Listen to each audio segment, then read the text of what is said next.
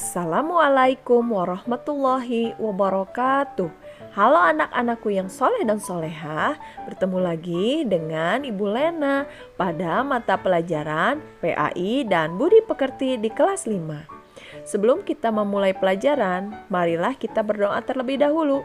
Bismillahirrahmanirrahim. Raditu billahi robba, wabil islami dina, wabi muhammadin nabiyya wa rasula. Robbi zidni ilman, warzuqni fahman, amin ya rabbal alamin.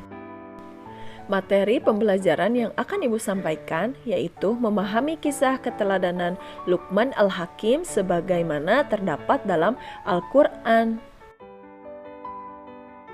Nasihat Luqman Al-Hakim. Yang pertama, larangan menyekutukan Allah Subhanahu wa taala dalam Quran surat Luqman ayat 13. A'udzubillahi minasyaitonirrajim. Wa idz qala Luqmanu libnihi wa huwa ya'iduhu ya bunayya la tusyrik billah innasyirka ladzulmun adzim. Yang artinya, dan ingatlah ketika Luqman berkata kepada anaknya, ketika dia memberi pelajaran kepadanya, wahai anakku, janganlah engkau menyekutukan Allah. Sesungguhnya mempersekutukan Allah adalah benar-benar kezaliman yang besar. Shadaqallahul azim. Larangan menyekutukan Allah Subhanahu wa taala salah satunya yaitu syirik. Syirik adalah menyembah atau menggantungkan sesuatu kepada selain Allah Subhanahu wa taala untuk disembah. Perbuatan syirik merupakan perbuatan zalim yang besar. Zalim berarti kejam, bengis, aniaya, dan tidak menaruh kasih sayang. Sehingga dapat dipahami bahwa perbuatan syirik adalah perbuatan zalim yang besar atau berbuat kejam. Selain itu, syirik juga merupakan salah satu dosa besar yang tidak akan diampuni oleh Allah Subhanahu wa taala. Artinya, apabila orang yang melakukan perbuatan syirik tidak segera bertobat hingga ajal menjemput, maka akan mendapat siksa di dalam neraka. Orang yang melakukan perbuatan syirik disebut musyrik. Salah satu contoh perbuatannya yaitu menjadikan berhala sebagai Tuhan. Misalnya, berhala tersebut dijadikan media untuk meminta rezeki dan dijauhkan dari bencana. Yang kedua yaitu peringatan bahwa Allah Subhanahu wa taala akan membalas amal manusia yang tercantum dalam Quran surat Luqman ayat 16. A'udzubillahi minasyaitonirrajim. Ya bunayya innaha in taku mithqala habbatin min khardalin fatakun fi sakhratin aw fis samawati aw fil ardi ya'ti biha Allah innallaha latifun khabir. Shadaqallahul azim. Yang artinya, Luqman berkata, wahai anakku, sungguh jika ada sesuatu perbuatan seberat biji sawi dan berada dalam batu atau di langit atau di bumi, niscaya Allah akan memberinya balasan. Sesungguhnya Allah Maha halus dan Maha mengetahui. Nasihat selanjutnya yaitu perintah sholat, dakwah, dan sabar. Seperti dalam Al-Quran surat Luqman ayat 17. A'udzubillahi minasyaitonirrajim.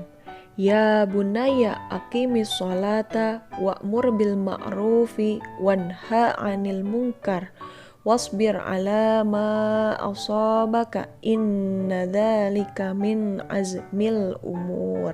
Shadaqallahul azim. Yang artinya, hai anakku, dirikanlah sholat dan suruhlah manusia berbuat yang ma'ruf dan cegahlah mereka dari perbuatan yang mungkar dan bersabarlah terhadap apa yang menimpamu. Sesungguhnya yang demikian itu termasuk hal-hal yang diwajibkan oleh Allah Subhanahu wa taala. Berdasarkan surat Luqman ayat 17, dapat diketahui bahwa Luqman Al-Hakim menasihati anaknya untuk mendirikan sholat, berdakwah kepada manusia, dan bersabar. Luqman Al-Hakim memerintahkan 3 hal tersebut karena 3 hal tersebut termasuk hal-hal yang diwajibkan oleh Allah Subhanahu wa Ta'ala. Salat merupakan ibadah yang wajib dilakukan oleh umat Islam. Salat yang wajib dikerjakan oleh umat Islam dalam sehari semalam ada 5 waktu, yaitu salat subuh, zuhur, asar, maghrib, dan isya. Orang yang meninggalkan sholat 5 waktu akan mendapatkan dosa dan siksa dari Allah Subhanahu wa Ta'ala. Karena orang yang meninggalkan sholat sama seperti orang kafir dan musyrik. Yang selanjutnya yaitu larangan bersifat sombong dan angkuh. Seperti dalam Quran surat Luqman ayat 18. A'udzubillahi minasyaitonirrajim. Wala tusa'ir khaddaka linnasi wala tamsi fil ardi marahan innallaha la yuhibbu kulla mukhtalin fakhur. Shadaqallahul azim. Yang artinya, dan janganlah kamu memalingkan mukamu dari manusia karena sombong, dan janganlah kamu berjalan di muka bumi dengan angkuh.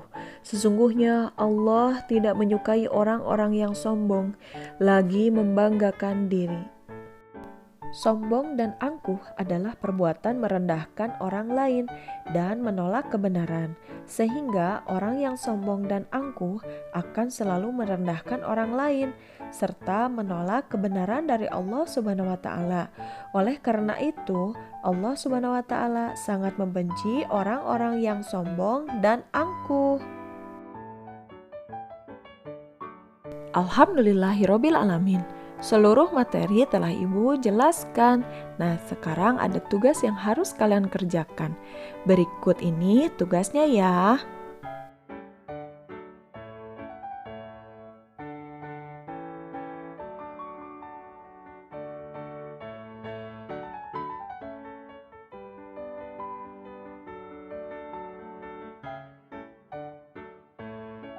Marilah kita tutup pelajaran ini dengan doa sesudah belajar.